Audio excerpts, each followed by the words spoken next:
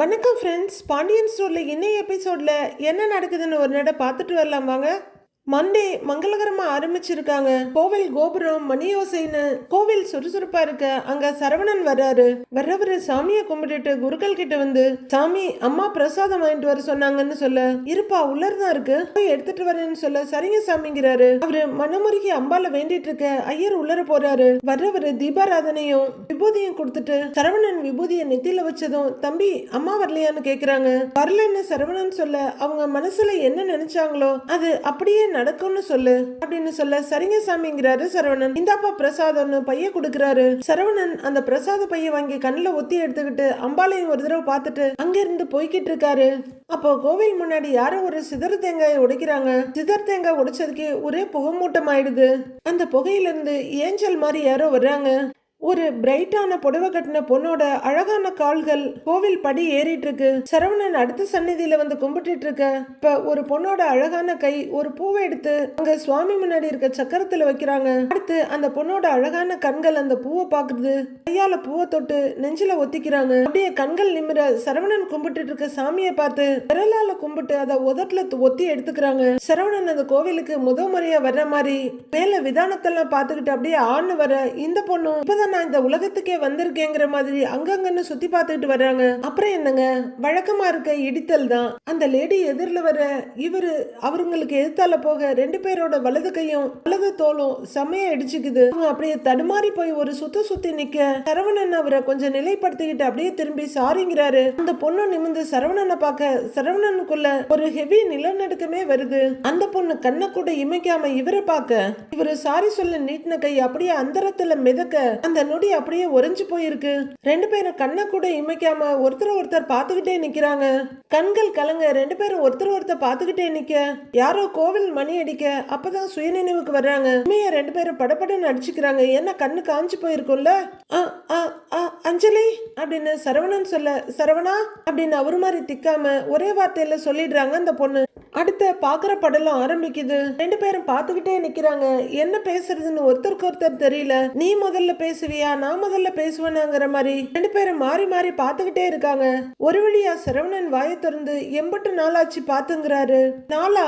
வருஷ கணக்கு ஆச்சு அப்படிங்கிற அந்த பொண்ணு, ஆமா நீ எப்படி இருக்கன்னு கேக்குறாங்க. ஆர்வமா திரும்பின சரவணன் முகத்துல ஃபியூஸ் போயிடுது. சமாளிச்சுக்கிட்டு இருக்கு நல்லா இருக்கேங்கிறாரு. நீ எப்படி இருக்கன்னு கேட்க, நானும் நல்லா இருக்கேங்கிறாங்க அந்த பொண்ணு. ஆமா உன் கல்யாண வாழ்க்கையில எப்படி போகுது அப்படின்னு அந்த பொண்ணு கேட்க, சத்தம் இல்லாம அவருக்குள்ள ஒரு இடி இறங்குது. அவரு அப்படியே பார்த்துட்டு இருக்க, என்ன பாக்குற, உன் கல்யாண விஷயம் எனக்கு எப்படி தெரியும்னு பாக்குறியா? உன் ஃப்ரெண்டு சதீஷ ஒரு நாள் பஸ் ஸ்டாப்ல பார்த்தேன். அவன் கிட்ட உன்னை பத்தி விசாரிச்சேன். அவன் தான் சொன்னான் கல்யாணத்துக்கு என்ன கூப்பிடவே இல்லை பாத்தியா அப்படின்னு அந்த பொண்ணு ரொம்ப ஃபீலிங்கா சொல்றாங்க. நீ மட்டும் உன் கல்யாணத்துக்கு என்ன கூப்பிட்டியா அப்படின்னு சரவணன் கேட்க, அந்த பொண்ணோட முகத்துல ஃபியூஸ் போயிடுது. ஒரு பெருமூச்சு விடுறவங்க, உன்னை கல்யாணத்துக்கு கூப்பிடுற நிலைமையிலயா நான் இருந்தேன்? அது ஒரு அவசர கல்யாணம் சரவணா. கல்யாணம் பண்ணவே மாட்டேன்னு நான் சொல்லி கல்யாணம் பண்ணியே தான் ஆகணும்னு என் அப்பா அம்மா சொல்லி அப்படி இப்படின்னு எப்படியோ நடந்த கல்யாணம் அப்படின்னு அந்த பொண்ணு அஞ்சலி சொல்லி முடிக்க, உன் ஹஸ்பண்ட் எப்படி இருக்காருன்னு கேக்குறாரு சரவணன். மறுபடியும் அந்த பொண்ணு சைலண்ட் மோடுக்கு போயிடுறாங்க. அஞ்சலி உன்னதான் கேக்குறேன், உன் ஹஸ்பண்ட் எப்படி இருக்காருன்னு சரவணன் கேட்க, அப்படின்னு தடுமாறுற அஞ்சலி, நான் இப்ப அவரோட இல்லங்கிறாங்க. நான் இப்ப அம்மா வீட்டுல தான் இருக்கேன் அப்படின்னு அஞ்சலி சொல்ல, ஏன் என்னாச்சுங்கிறாரு சரவணன். அது முடிஞ்சு போச்சு சரவணா அப்படின்னு அஞ்சலி சொல்ல, அப்படியே மின்னல் வெட்டின மாதிரி பாக்குறாரு சரவணன். ப்ளீஸ் மேற்கொண்டு எதுவும் கேட்காத அப்படின்னு அஞ்சலி சொல்ல, இல்ல கேட்கல அப்படின்னு ரொம்ப சங்கடத்தோட எங்கேயோ பார்த்துட்டு சொல்ற சரவணன் அஞ்சலியை பார்த்து, நீ இப்ப ஓகேவான்னு கேக்குறாரு. ஓகே தான் அப்படின்னு சொல்ல, ரெண்டு பேருக்கு இடையிலயும் ஒரு மௌனம் நிலவுது. அது சரி, வீட்டுல எப்படி இருக்காங்க? அம்மா அப்பா மாமா தம்பி தங்கச்சிங்க எல்லாரும் நல்லா இருக்காங்களா அப்படின்னு அஞ்சலி கேட்க, எல்லாரும் நல்லா இருக்காங்க அப்படின்னு சரவணன் சொல்ல, சரி அப்படின்ற மாதிரி தலையாட்டுறாங்க அஞ்சலி. அப்புறம் வேற என்னன்னு கேட்க, வேற ஒண்ணும் இல்ல அப்படின்னு சரவணன் அங்கேயே நிக்கிறாரு. சரவணா உன் நம்பர் கொடுக்குறியா அப்படின்னு அஞ்சலி அவங்க மொபைல் எடுக்க, சரவணன் அப்படியே யோசனையாவே நிக்கிறாரு. ஏய் போன் பண்ணி தொந்தரவெல்லாம் பண்ண மாட்டேன், எனக்கு விருப்பம் இல்லை, நான் பரவாயில்ல கொடுக்க வேண்டாம் அப்படின்னு அஞ்சலி அவசரமா சொல்ல, அப்படிலாம் இல்ல, எதுக்கு இவ்வளவு விளக்கம்லாம் சொல்லிட்டு இருக்க, நம்பர் தானே கொடுக்குறேன் அப்படின்னு சரவணன் சொல்ல, இந்தா இதுல சேவ் பண்ணு அஞ்சலி நீட்டுறாங்க. இவங்க உரையாடல் போயிட்டு இருக்க கோவில்ல ஒரு இடத்துல டாப் ஆங்கிள் இருந்து ஒரு சிலை முறைச்சிட்டே இருக்க மாதிரி இருக்கு. மொபைல வாங்கி நம்பரை சேவ் பண்ணி கொடுக்குற சரவணன் இந்த முருகன் படத்தை நீ மாத்தவே இல்லையான்னு கேக்குறாரு. அதெல்லாம் ஞாபகம் இருக்கா உனக்கு அப்படின்னு அஞ்சலி கேட்க ஞாபகம் இருக்குங்கிறாரு சரவணன். அஞ்சலி ஒரு செகண்ட் பழைய நினைவுகள்ல மூழ்கி ஒரு வெக்க சிரிப்பு சிரிச்சிட்டு வர்றாங்க. அப்படின்னு மொபைல திருப்பி கொடுக்குறாரு அவரு. சரின்னு மொபைல வாங்கிக்கிற அஞ்சலி சரி சரவணா பாக்கலாம்னு சொல்ல அவரும் சரின்னு தலையாட்டுறாரு. அந்த பொண்ணு உள்ளர போக சரவணன் பாத்துக்கிட்டே நிக்கிறாரு. கதிரும் ராஜியும் ரொம்பவே அண்டர்ஸ்டாண்டிங்கான அழகான கப்பலா மாறி இருக்காங்க. இந்த சென்னை விசிட் ராஜிய ஒரு அருமையான போலீஸ் ஆபீசரை மாத்துறதுக்கு முன்னாடியே ஒரு அழகான ஒய்ஃபா மாத்தி விட்டுடுது. 2 பேரும் கிளாஸ் முடிஞ்சு நடந்து வர்றாங்க. கண்கள் 1000 கதை பேசிக்க உங்களுக்கு நாங்க ஒண்ணு சலைச்சவங்க இல்லைன்னு கைகளும் 1000 கதை பேசிட்டு இருக்கு.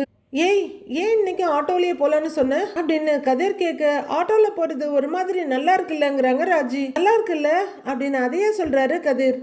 அப்படின்னு சிரிக்கிறாங்க ராஜி. 2 பேரோட முகமும் ரொம்பவே சந்தோஷத்துல இருக்க. கைகள் ரெண்டும் இன்னும் இறுக்கமாகுது. எனக்கும் பிடிக்கும்னு அவர் சொல்லிட்டு இருக்க ஒரு ஆட்டோ உங்களை கிராஸ் பண்ணுது. அண்ணே நில்லுங்கண்ணே அப்படின்னு கதிர் நிறுத்த எங்க போகணும்பான்னு கேக்குறாரு அவரு. அண்ணே தரமணி போகணும்னு கதிர் சொல்ல 90 ரூபாய் ஆகுங்கிறாரு அவரு. 90 அப்படின்னு கதிர் சொல்லிட்டு இருக்க 90 ரூபாயா நேத்து 60 ரூபாய் தானே வாங்கினாங்கிறாங்க ராஜி. சரி 80 ரூபாய் கொடுமாங்கிறாரு ஆட்டோக்காரரு. ஆஹா இல்லன்னா 60 ரூபாய் தான் அப்படின்னு ராஜி சொல்ல சரி சரி விடு 20 ரூபாய் தானே பாத்துக்கலாம் வான்றாரு கதிர். பரவாயில்லண்ணே நம்ம போலான்னு கதிர் சொல்ல சரி ஏறுங்கன்றாரு அவரு. சரி உட்காரு அப்படின்னு ராஜிகிட்ட சொல்ல அவங்க பேக்க கழட்டிட்டு உள்ளர போறாங்க. கதிரும் ஏறிக்கிட்டு போங்கன்னேங்கிறாரு.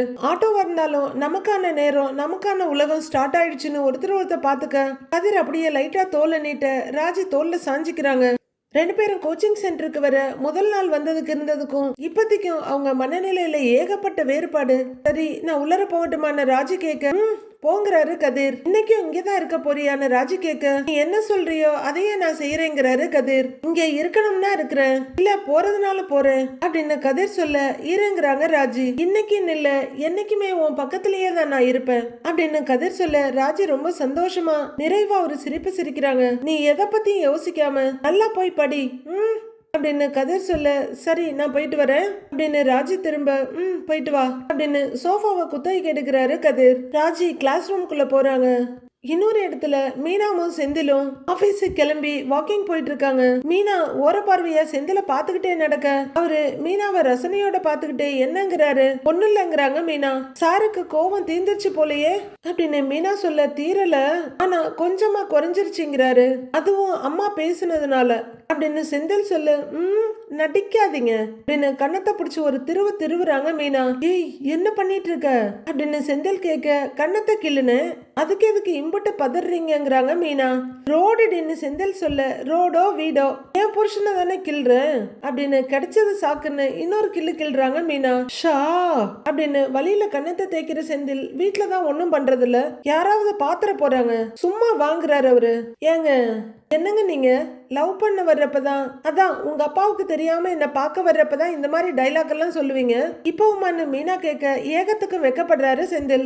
சரியான ஆளுதான் அப்படின்னு மீனா சொல்ல நீதான் சரியான ஆளு அப்படின்னு ஒரு இடி இடிக்கிறாரு செந்தில். உன் கூட பேசாம இருந்தா கொஞ்சம் கூட கண்டுக்கவே மாட்டேங்கிற தெரியுமா அப்படின்னு செந்தில் கேட்க வேற என்ன பண்ண சொல்றீங்க பின்னாடியே வந்து கெஞ்சிட்டு இருப்பாங்களா அப்படின்னு மீனா கேட்க ஓஹோ என் மன ஆறுதலுக்காகவாது பண்ணிருக்கலாம்ல அப்படின்னு செந்தில் கேட்க அப்படி பண்ணி இருந்தா தலைக்கு மேல ஏறிப்பீங்க உங்களோட அப்பா மாதிரி அப்படின்னு மீனா வெடுக்குன்னு சொல்லிடுறாங்க.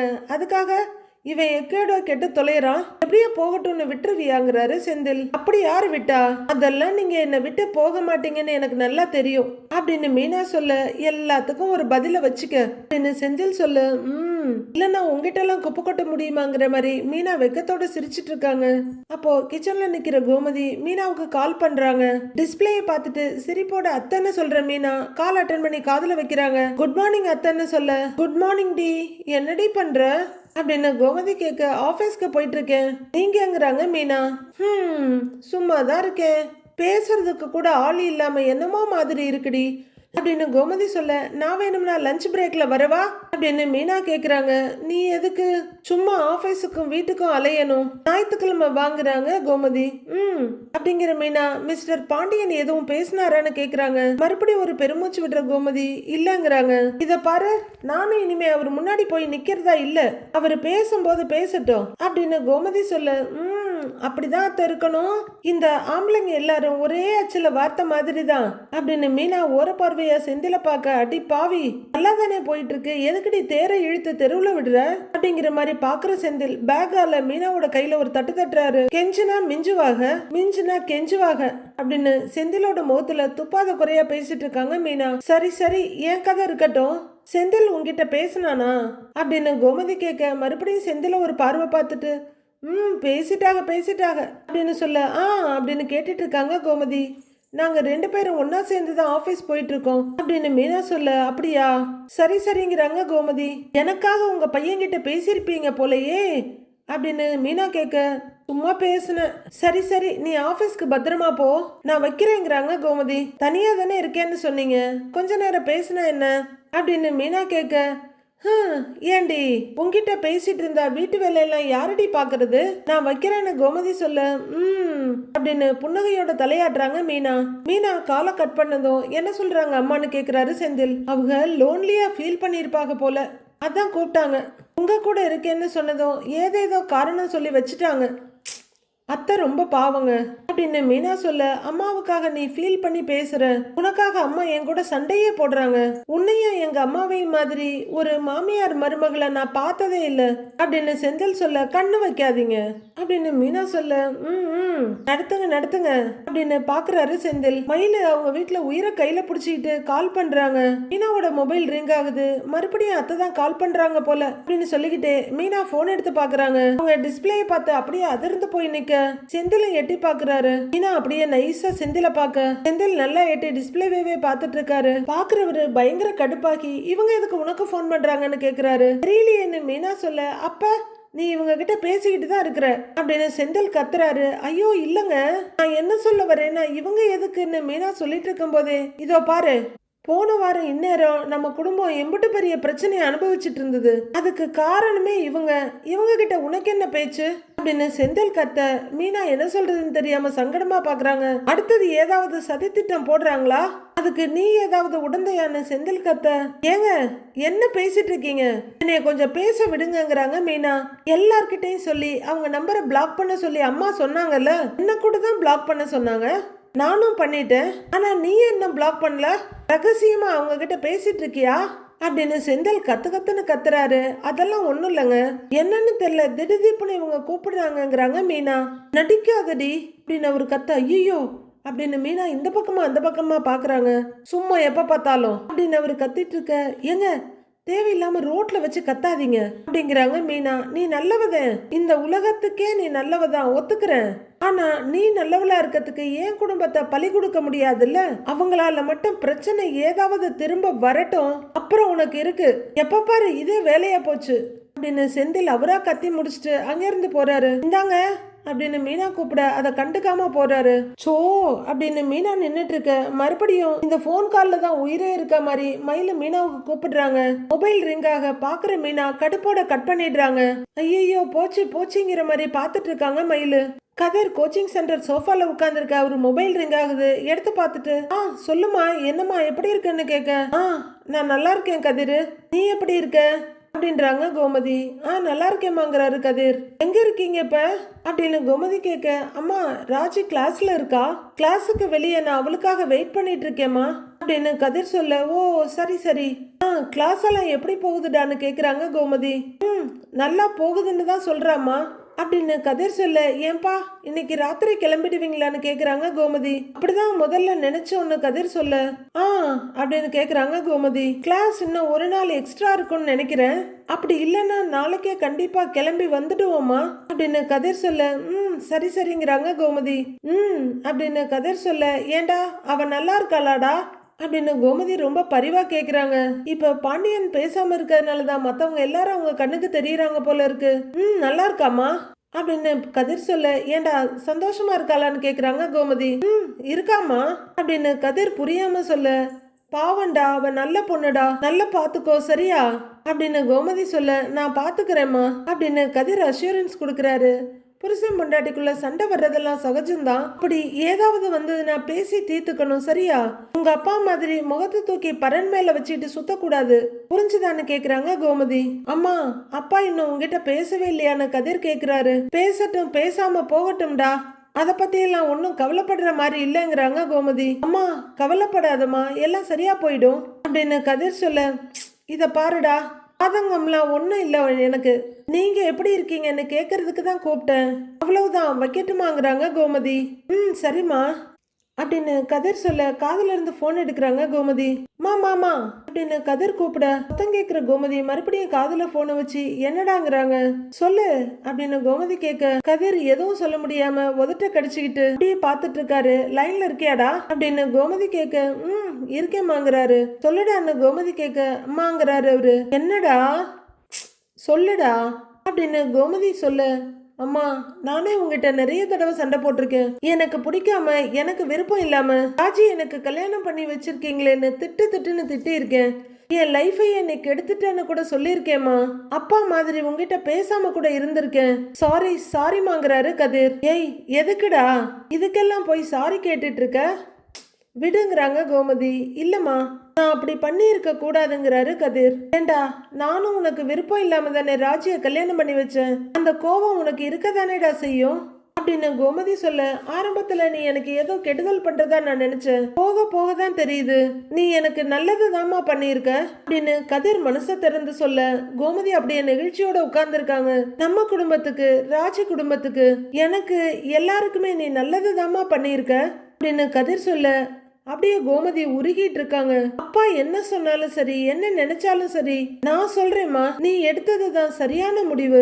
நீ எனக்கு பண்ணின இந்த நல்லதுக்கு பதிலா நான் உனக்கு என்ன வேணாலும் பண்றதுக்கு ரெடிமா அப்படின்னு கதிர் சொல்ல, ரொம்ப உணர்ச்சி வசப்பட்டு போய் உட்கார்ந்துருக்காங்க கோமதி. போதும்டா, இது போதும், யார் என்ன புரிஞ்சுக்கிட்டாலும் புரிஞ்சுக்கலனாலும் நீ சொன்ன இந்த வார்த்தைகள் எனக்கு ரொம்ப நிம்மதிடாங்கிற மாதிரி உட்கார்ந்துருக்காங்க. நீ எனக்கு எதுவும் பண்ண வேணாண்டா, ராஜியோட நீ சந்தோஷமா இரு, அவளை நீ நல்லா பாத்துக்கோ, அது போதுண்டா எனக்குங்கிறாங்க கோமதி. கதிர் அப்படியே முகமெல்லாம் மலர்ந்து உட்கார்ந்துருக்க. சரி, வைக்கட்டுமாடான்னு கேட்க, சரிம்மான்னு சொல்ல, பத்திரண்டாங்கிறாங்க கோமதி. அம்மா மேல ஏகப்பட்ட நன்றி உணர்ச்சியோட கதிர் உட்கார்ந்துருக்க. மகை சொன்னதுல அப்படியே நெகிழ்ந்து போய் உட்கார்ந்துருக்காங்க கோமதி. கதிரும் ராஜியும் ஒரு துணிக்கடையில நிக்கிறாங்க. அங்க ஒரு சேல்ஸ் கேர்ள் சேரி எடுத்து மடிச்சிட்டு இருக்கு. ஆமா, நாம எதுக்கு இங்க வந்திருக்கோம்னு கேக்குறாங்க ராஜி. அம்மா ஒரு வெங்கல பானை வாங்கிட்டு வர சொன்னாங்க, அதுக்குதான் நாம இங்க வந்திருக்கோங்கிறாரு கதிர். அவரு படு சீரியஸா சொல்ல, ராஜு அவரை பார்த்து என்ன கிண்டலாங்கிறாங்க. என்ன பார்த்தா தெரியல, துணி கடைக்கு எதுக்கு வந்திருக்கோன்னு, துணி வாங்கறதுக்கு தான் அப்படின்னு கதிர் சொல்லிட்டு இருக்க. யாருக்கு அப்படின்னு ராஜி கேட்டுட்டு இருக்க. இந்த சாரி பாக்குறீங்களாங்க மேடம்னு அந்த பொண்ணு ஒரு சாரியை விரிச்சு காட்டுறாங்க. ராஜி திணறலா பாக்க, ராஜி உனக்கு பிடிச்சிருக்கா பாரு அப்படின்னு கதிர் சொல்ல, இந்த கலர் ரொம்ப நல்லா இருக்கும்னு அந்த லேடி சொல்லிட்டு இருக்காங்க. ஒரு நிமிஷம் இருங்க, வந்துடுறேன்னு ராஜி சொல்ல, என்ன விஷயம்னு கேக்குறாரு கதிர். நீ வான்னு அவரை தள்ளிட்டு போக, ஒரு நிமிஷம்னு சொல்லிட்டு அவரு அந்த பக்கம் போறாரு. கொஞ்சம் தள்ளி வந்து ராஜி விட, என்னன்னு கேக்குறாரு. ஏற்கனவே சென்னைக்கு வந்தது ஒரு செலவு, அடுத்து கோச்சிங் கிளாஸ்க்கு வேற நாம 1 லட்சம் ரூபாய் கட்டணும், அதுக்கு இடையில இந்த ஷாப்பிங்லாம் தேவையாங்கிறாங்க ராஜி. ஆமா, தேவைதான்னு கூலா சொல்றாரு கதிர். தேவையில்லாத செலவு வேண்டான்னு ராஜி சொல்ல, செலவு பண்ணதானே சம்பாதிக்கிறோம், உனக்கு மட்டும் ட்ரெஸ் எடுக்கல ஓகேவா, உனக்கு, அம்மாவுக்கு, அரசிக்குன்னு எல்லாத்துக்கும் ட்ரெஸ் எடுக்க போறோம் அப்படின்னு கதிர் சொல்ல, அப்போ அரசிக்கும் அத்தைக்கும் மட்டும் எடுக்கலாம், எனக்கு வேண்டாம் அப்படின்னு ராஜி சொல்ல, அட வாமா வா அப்படின்னு கதிர் சொல்ல, ராஜி பயங்கரமா சலிச்சுக்க, அட வா அப்படின்னு கையை பிடிச்சி தள்ளிட்டு போறாரு கதிர். மறுபடியும் அவங்க இந்த சேல்ஸ் பொண்ணு கிட்ட வர, சொல்லுங்க மேடம்ங்கிறாங்க அவங்க. வேற ஏதாவது பாக்குறீங்களா மேடம் அப்படின்னு கேட்க, அதுன்னு கையை காட்டுறாங்க ராஜி. இதுவா அப்படின்னு ஒரு சேலையில கைய வச்சு கேட்க, ஆமான்னு ராஜி தலையாட்ட அதை எடுக்கிறாங்க. ஒரு பிஸ்தா கிரீன்ல லாவெண்டர் பார்டர் போட்ட சாரியை காமிக்க, உனக்கு இந்த கலர் பிடிச்சிருக்கான்னு கதிர் கேக்குறாரு. இது கொஞ்சம் பிரைட்டா இல்ல அப்படின்னு ராஜி கேட்க, இல்ல இது உனக்கு நல்லா இருக்குங்கிறாரு கதிர். ராஜியோட தோல்ல அந்த சாரியை வச்சு காட்ட, ராஜி கதிரையே பார்த்துட்டு இருக்க, நல்லா தானேங்க இருக்குன்னு கேக்குறாரு அவரு. சூப்பரா இருக்குங்க சார் இவங்களுக்கு அப்படின்னு தன்னோட கடமையை கரெக்டா பண்றாங்க சேல்ஸ் பொண்ணு. ராஜி நல்லா இருக்கு எடுத்துக்க ராஜி அப்படின்னு கதிர் சொல்லிட்டு அவங்கள கண்களாலேயே முழுங்குற மாதிரி ரசிச்சிட்டு இருக்க. ராஜி அந்த சாரிய தோல்ல வச்சு அப்படியே மெதுவா தடவி பாக்குறாங்க. சேலையை விட அதை ரசிச்சிட்டு இருக்கிற கதிர எவ்வளவு அழகா இருக்கா இவங்கிற மாதிரி பாத்துட்டு இருக்காங்க ராஜி. அடுத்து என்ன நடக்க போகுதுன்னு நாளைக்கு பார்க்கலாம் ஃப்ரெண்ட்ஸ்.